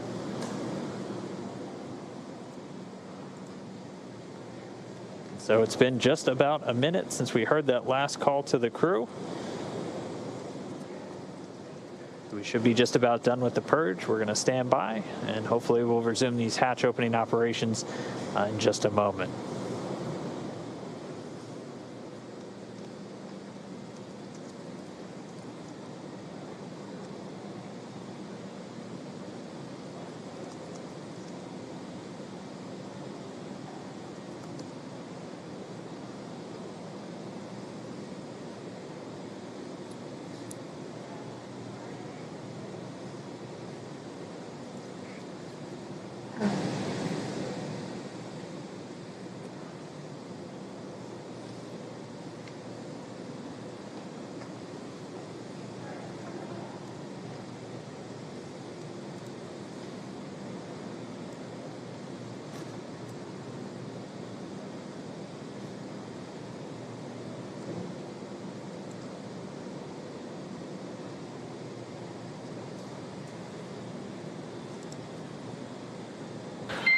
Dragon SpaceX 4 update.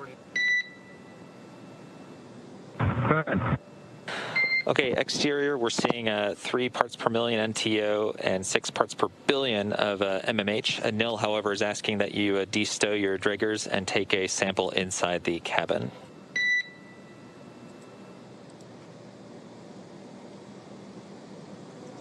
Yeah, which detector? What number, Mike?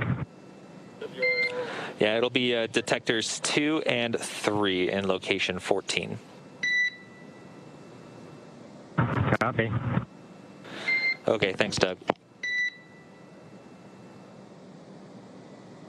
All right, so we just got the call out of the current readings of both the NTO, the nitrogen tetroxide, and the monomethyl hydrazine, either in the parts per million or the parts per billion. But just as an extra safety precaution, we heard Anil, so Anil Menon, the medical authority from SpaceX on the boat, asking the crew to take out some air detectors that they have inside with them just to do some quick sampling inside the cabin itself. So again, we've said it before, we'll continue to say it throughout, safety the top priority with this operation.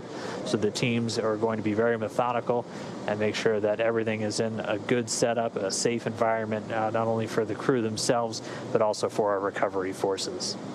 But for now, Bob and Doug still inside of a Crew Dragon. We are just 58 minutes post-landing.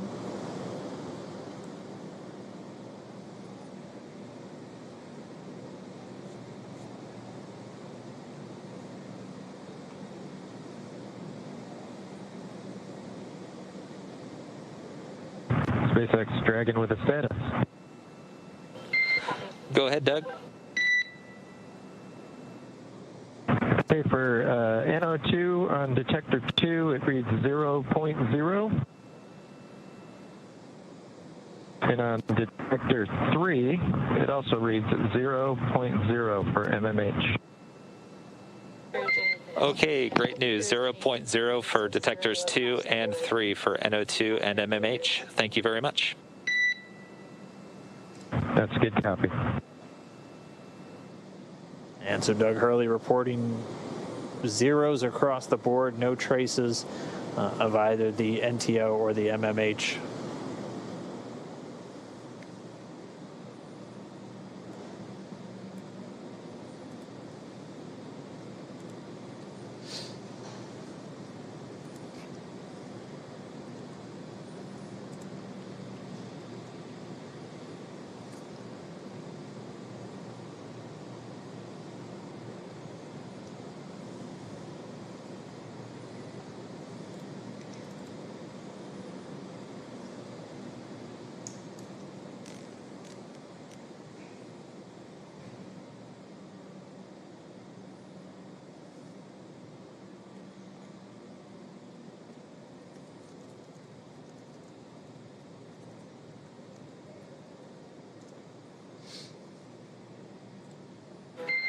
Dragon SpaceX for a status update.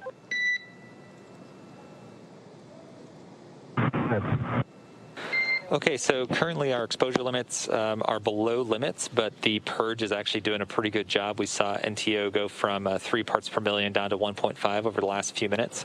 So ideally, with a lot of caution, we'd go ahead and let the purge run for a little bit longer, but we want to see how you guys are doing. If you're okay with continuing with the purge versus knock it off and get you guys out of there quickly. Yeah, we're fine hanging out, Mike. No problem here. Okay, thanks for that, Doug. We'll keep working the purge to get us down, and thanks for that. Thanks for that. Yeah, let's just keep everybody safe. No reason to rush. Yeah, we concur.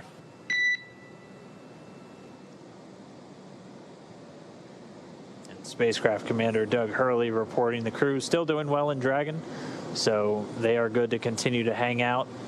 The medical authority there on the boat recommending as long as the crew is okay and still doing well inside Dragon, they'll just continue with the purge, trying to get those trace readings of any hypergol vapors all the way down to 0.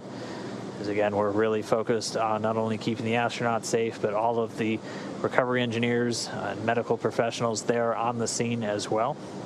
So they're going to continue this purge, just dispelling the immediate area around the service section of the Dragon spacecraft. So this is really a series of fuel tanks outside of the pressure vessel, so where Bob and Doug are inside the Dragon spacecraft, which they did some quick readings inside the cabin and had zeros across the board.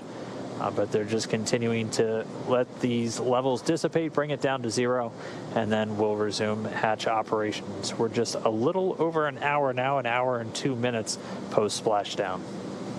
Yeah, good to hear Bob and Doug report that they're good hanging out, meaning they're feeling all right and they're pretty comfortable staying inside for just a couple more minutes.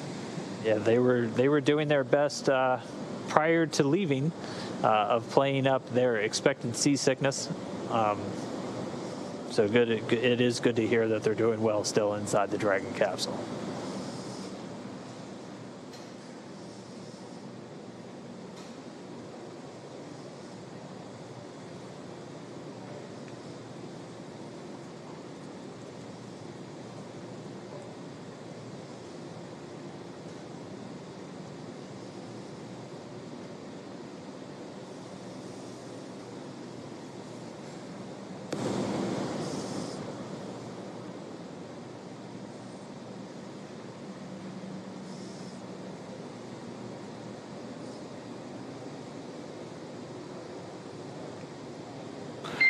And Dragon SpaceX, we're still seeing good indications from the purge. We're looking to go about another 5 minutes and looking for 0 indications. If at any time you'd like us to speed things up, please let us know. Oh, we're good. Just keep doing what you're doing. We can wait the 5. Easy. All right. Thanks, Doug. All right, so we'll settle in at least another 5 minutes while they just continue to disperse any trace remnants of those hypergol fuels around the service section of Dragon before we once again step into the hatch opening. We're gonna stay with you, stay with this until Bob and Doug are out of the capsule and into their medical quarters. At this point, Bob and Doug are still strapped into their seats. The seats have actuated away from the position where, I guess, in the orientation in which you see the capsule now. During their during the departure phasing earlier this morning and yesterday, the orientation of the seats were such that essentially Bob and Doug would have been laying on their backs in the orientation where we see Dragon now. Currently, the seats have actuated upward slightly, so they are not completely upright, but they are reclined a little bit, nice and comfy there. But they are able to see in and out of those windows there that we see on either side of the side hatch. And then once they're able to finish the egress process, getting Bob and Doug out of the capsule, once they're in the medical area, they'll look to start bringing in the helicopter as both Bob and Doug are going to be flown back to Pensacola via helicopter, getting them to the shore in just a matter of minutes, where a NASA plane is going to be standing by to then load them up and bring them home to Ellington Airfield at the Johnson Space Center in Houston.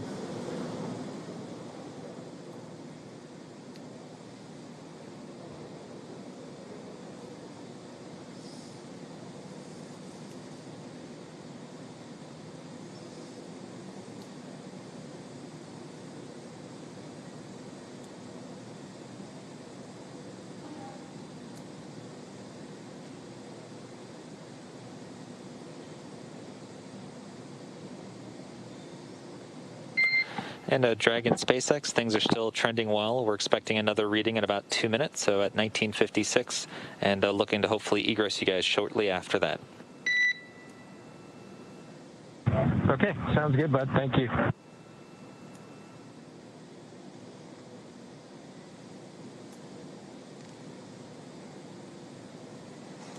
In light of one of the social media questions that we were asked earlier, someone asked if Bob and Doug have Netflix available on their heads-up displays there in the capsule, and they've actually been pretty busy throughout this mission, monitoring telemetry and data and checking for timing. And I would say now's about the time that they would certainly want something to watch because, at this point, their only job left to do is get out of the capsule.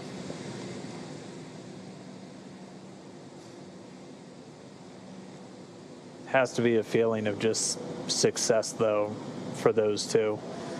I mean, taking the first flight in a brand new spacecraft, we knew as test pilots, this is something that was kind of their bread and butter when they were in the military, and definitely something they leapt at the chance for once they became astronauts. And really a pretty flawless flight for Dragon. Obviously, we'll have all of the post-flight review coming up in the next several weeks as we continue to assess all the data that we received throughout the mission and any data still recorded locally on Dragon itself. And we'll be spending the next several weeks going through and assessing the mission and working through the certification process. And we're already targeting the first operational flight, currently pegged for no earlier than late September.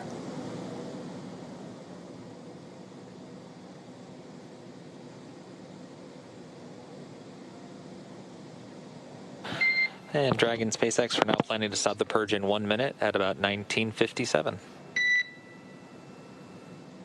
Copy. Thank you.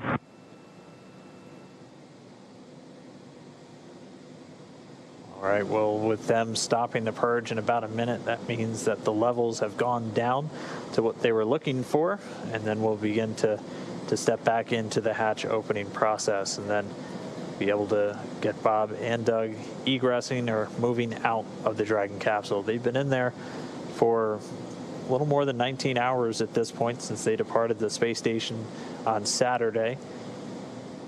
They had a sleep period, 8 hours of rest on the capsule on their way home. They've been up since a little bit earlier this morning, that wake coming about 4:40 a.m. Pacific, so a little more than 8 hours ago.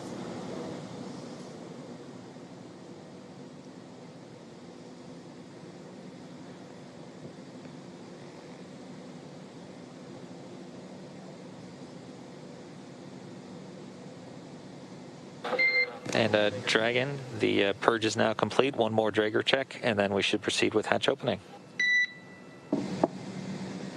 Okay, good news. Thanks. That is good news indeed. So confirmation that the purge is complete and that they're just going to do one more test to make sure that all of the fumes of concern are away and that it is safe to open that side hatch and retrieve Bob and Doug. Once again, once that side hatch is open, our flight surgeon will be the first to say hello, get a quick medical checkup, although based on the reports that that the crew have been giving us along the way, it sounds like they're doing great, they're feeling good, and they're pretty comfortable there inside a Crew Dragon.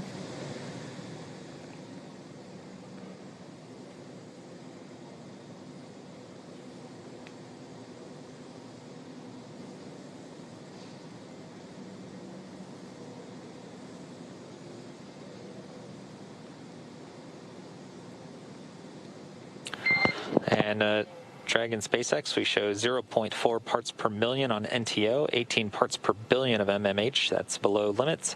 We are proceeding with hatch opening. Okay, great news. Thanks, Mike. All right, so there's the green light we've been waiting for. In fact, the green light we've been waiting for months at this point. This is our first opportunity to say hello to Bob and Doug, our favorite space dads, as they are now about to egress or exit from Dragon Crew Endeavour. Again, this is the culmination of what has been about a 19-hour journey home, all starting yesterday as they departed the International Space Station. So this hatch will be manually opened, and once doing so, Flight Surgeon Neil Menon will say hello and make sure that they're still doing all right, and then proceed to assist them with exiting the capsule. And we see the hatch is now open. Hatch being opened at 12:59 p.m. Pacific. Hatch is open.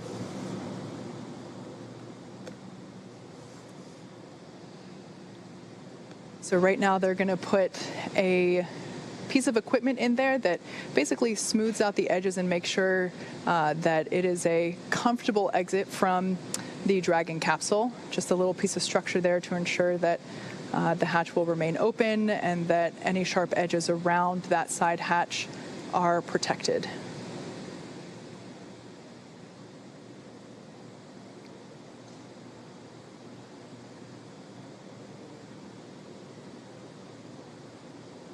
In the blue suit there, that's one of NASA's flight surgeons for the crew. That's Dr. Stephen Hart. And that hatch open coming at 12:59 p.m. Pacific. That's 1959 Universal Time, or GMT.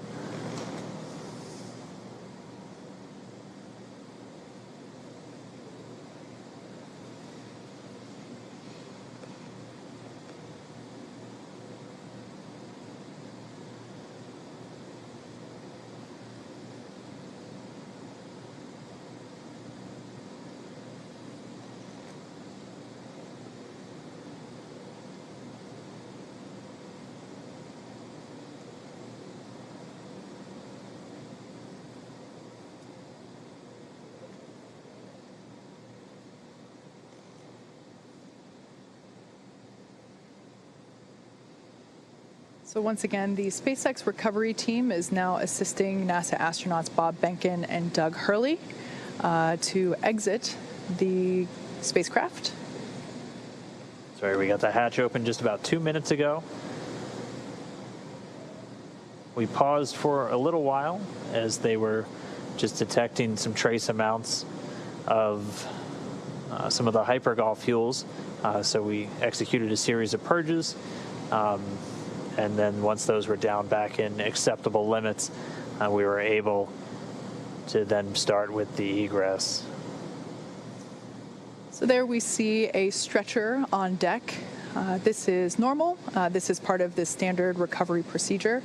And it is just simply to ensure Bob and Doug remain safe. Like we said, readjusting to gravity can be a little challenging. Dizziness can often occur, especially when you're on a boat. SpaceX Dragon, yep. So this stretcher will just be used to as standard procedure to make sure that the astronauts make it over to the medical tent as easily and as comfortably as possible.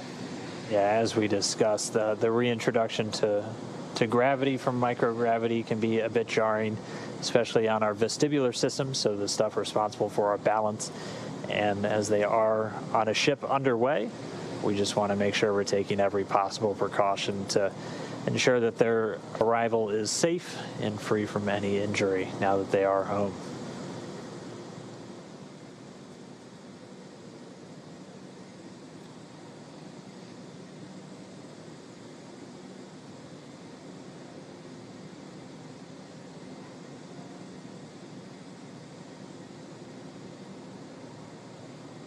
They're working to get a few of the items from the seats out of the way first before they begin extracting our crew members. They'll be coming out one at a time.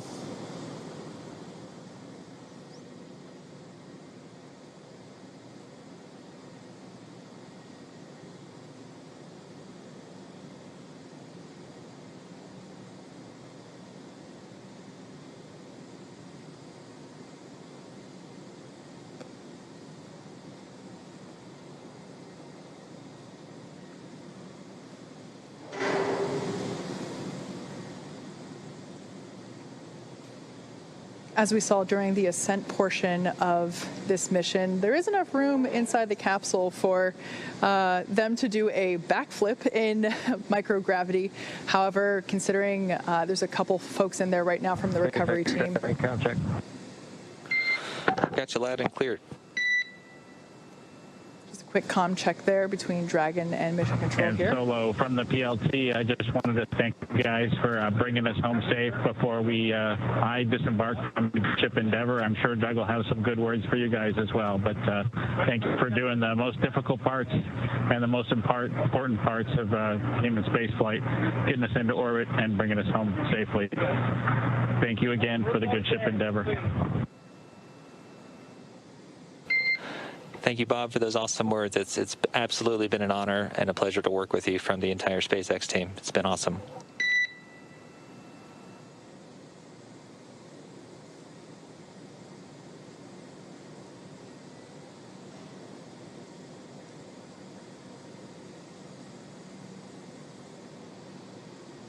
Some initial words from NASA astronaut Bob Behnken. He's in the pilot seat, so you've heard him refer to himself as PLT. We're still standing by for our crew members to begin making their way out of the Crew Dragon spacecraft. And again, they're going to get some assistance just the couple of feet to the medical quarters on board the ship, where they're going to be able to get out of their suits that they've been wearing for all of the final dynamic phases of the separation events, deorbit burn, re-entry, splashing down just a little over an hour ago at 11:48 p.m. or a.m. Pacific time.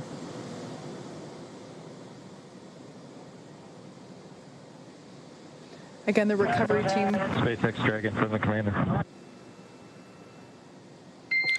Go for SpaceX. There we have our first view of Doug Mike, Hurley. I just would like to sort of reiterate what Bob said and add my thanks to everybody over the last several years that's either worked in Hawthorne, McGregor, or down at Kennedy Space Center. Anybody who's touched Endeavour, you should take a moment to just cherish this day, especially given all the things that have happened this year. We certainly can't thank you enough. Our families can't thank you enough. And, just proud to be a small part of this whole effort to get a company of people to and from the space station. They can celebrate with each other. You see some. And we'll talk to you soon, hopefully in person. Thanks so much, Doug, and you're welcome. And thank you so much for those kind words. And we all wish you a safe journey home and a happy reunion with your family soon. And we look forward to seeing you in person as well. Some really nice words there from Bob Behnken. Mikey. There on your screen, we saw NASA astronaut Doug Hurley egressing or exiting from the capsule.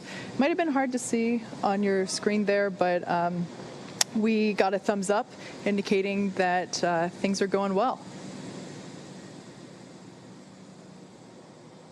I'm sorry, excuse me, I mixed up my positions there. Yeah, those words were from Doug, and we have Bob that just came out first. Yeah, so Bob Behnken, the pilot, the Joint Operations Commander for this mission, out of the capsule now. So he's making his way over to the medical area, and now they're going to work to get Doug Hurley out next. I think I saw a smile on Bob's face. He was a thumbs up all the way. As they've been giving us some regular status updates from inside the capsule, they've been feeling really good. And so now we're just standing by for our spacecraft commander, Doug Hurley, to make his way out into the fresh air for the first time in 64 days.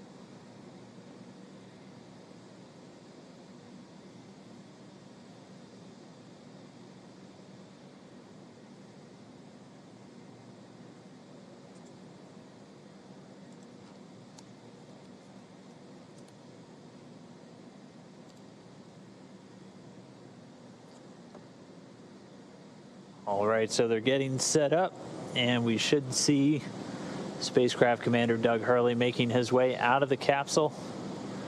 And it looks like we've got him out.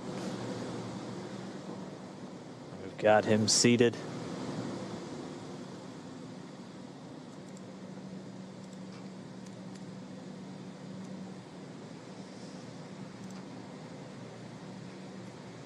And there we go, another thumbs up.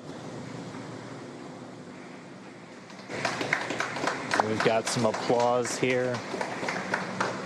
And as you can see in Mission Control, a standing ovation for a job well done all around. Yeah, our crew members, Bob and Doug, are now safely back home on Earth, and they're going to get checked out now by the NASA medical team. They're going straight into the medical quarters on board the ship. That'll be their first stop on planet Earth, and then they're going to be making their way up into a helicopter and then heading back to dry land. So once they're complete, the team's going to prepare Dragon itself, and they're going to begin taking it back to shore. But it's been an incredible mission. This all kicked off just 2 months ago on May 30th from Launch Pad 39A at the Kennedy Space Center in Florida. We had a successful liftoff. We had to dodge around some weather. It was suspenseful, clearing up the last possible moment. They had a flawless ride to orbit, a 19-hour journey to the International Space Station, where they just spent 62 days on board, 64 total days in space. They were Expedition 63 crew members doing science experiments, spacewalks, repairs, everything on board the orbiting laboratory. Their journey home began yesterday when they closed the hatch to Dragon and undocked hours later at 4:35 p.m. Pacific. After 4 successful departure burns and a phasing burn to line up their orbit, Bob and Doug rested up before waking up for re-entry earlier this morning. We successfully jettisoned Dragon's trunk and performed our final on-orbit maneuver, the